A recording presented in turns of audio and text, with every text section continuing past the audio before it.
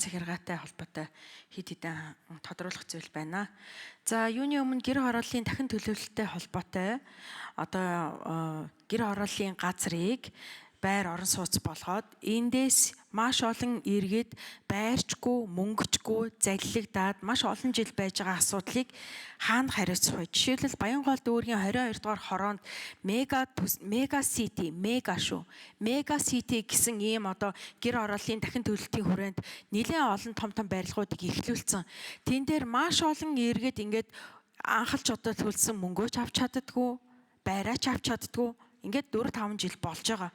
Тэгээ энэ асуудлыг хэн шийддэг вэ? Дээрээс нь энэ туслан гүйцэтгэх компаниудыг ямар шалгуураар авдаг вэ? Тэрийг зүгээр нэг хувийн хөвшил өөрөө би орно гэж ороод барьчдгүй л хэлэх үү дээ. Бодвол нэг зөвшөөрөл өгдөг тусгай хин нэгэн ямар нэгэн шийддэг газар нь зөвшөөрлийг нь өгөөд барих зөвшөөрлийг нь өгөөд ингээд нэлээд олон барилгын туслан гүйцэтгэх компаниуд ордог юм шиг байгаа юм. Энэ дээр би бүр үнэхээр иргэдийн бас төлөөлөл болж энэ сууж байгаа их тодруулмаар байна. Жишээлбэл яг энэтэй холбоотой баган төргөө Geocanon гэдэг компаниуд маш олон иргэдийг ингээд үнэхээр орон сууцчгүй байрчгүй болгоцсон ингээд асуудлууд байж байна. Энэ ямар шалгуураар энэ туслан гүйцэтгэх компаниуд төр хувийн хвшил гэдэг шалгуураараа авдаг баг. Тэгэхээр ямар шалгуураар авдаг вэ гэдгийг холбогдох байгууллага нь хэлж өгөөч. Хоёрдугаарт барилгууд ингээд эхний ингээд захиалга аваад урьдчилгаа төлбөр авангуудаа ялангуяа энэ гэр хорооллын гэр хорооллын дахин төлөлтийн хүрээнд энэ явдал маш их болж байгаа. Эхлээд хүмүүсээс урьдчилгаа төлбөр авчаад дараа нь хэсэг хугацааны дараа болохоор зэрэг үнийн үн өссөн, инфляц өссөн гэдэг ингээд үнэ нэмээд ингээд байждаг. За бас дээрэс нь яг гэр хороол дээр ямар залилан маш идэвхтэй явагдаж байна гэхээр зэрэг хүмүүсийн айлын газрыг танахыг ингээд ийм гой нэгдсэн юм хороол болгоно гэд ингээд авчаад энийгээ эргээд айл нь итгээд өвчдөг айлынхаа газрыг ингээд айл хэдийн ингээд зээлийн барьцаанд тавиад явж байгаа ийм асуудлууд маш их байна. За хоёрдугаар хотын дарга энд байгаа учраас асуучмаар энэ жил болгон энэ бордюрны асуудал үнэхээр байнга яригддаг. Ч гэсэн нийгэмд хамгийн их бордюрны мафия яригдж байна. Энэ магадгүй нийслэлийн төсөвтэй холбоотой асуудал ахалтай. Гэхдээ их хурлын танхим дээрээс бас иргэд бас сонсчихсон гэж бодож байна. Өнгөрсөн хугацаанд гэхэд энэ бордюрны ажилд хичнээн төгрөг төсөөлөгдөж гарсан бэ.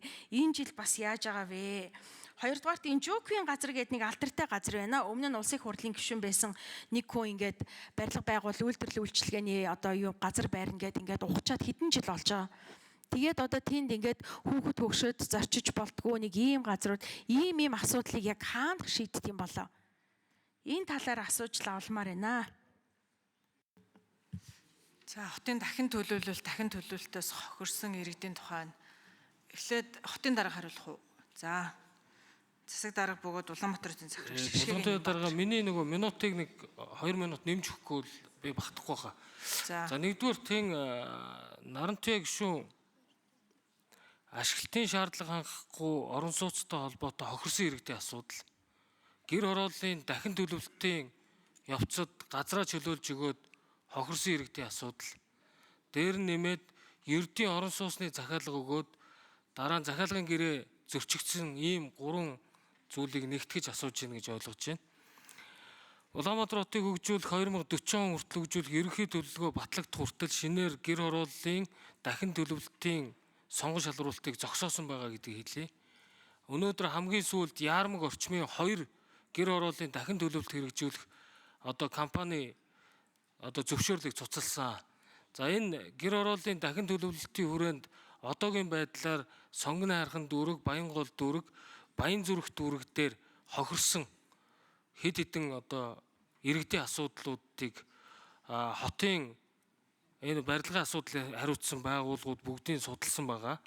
За бид өнөөдөр нийслэлийн засаг даргын зөвлөлийн хурлаар дээр хохирсон иргэдэд нийслэлийн орон сууцны корпорацаас орон сууц олгож уг газруудыг нь нийслэлийн өмчлөлд бүртгэж авах замаар өр авлагыг барагдуулъя гэдэг ийм шийдвэрийг гаргаад ирсэн гэдгээ хэлье.